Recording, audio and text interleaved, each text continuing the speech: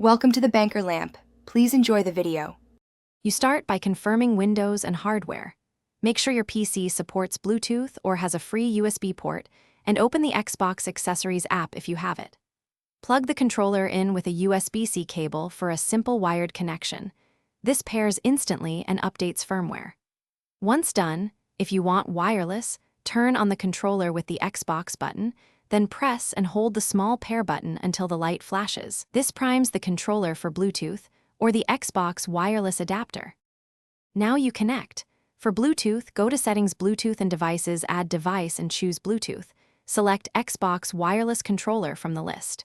For the Xbox wireless adapter, plug it into a USB port, press its pairing button, then press the controller pair button. They should link faster and support low latency audio.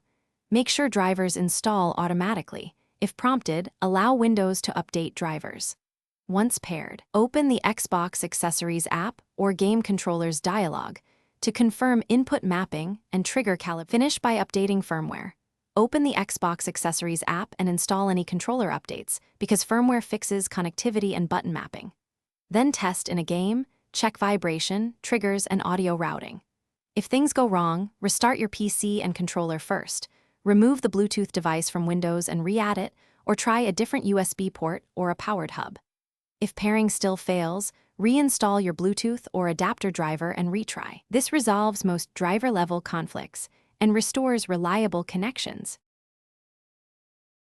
Thanks for watching. If this was helpful, leave a like and consider subscribing. See you next time.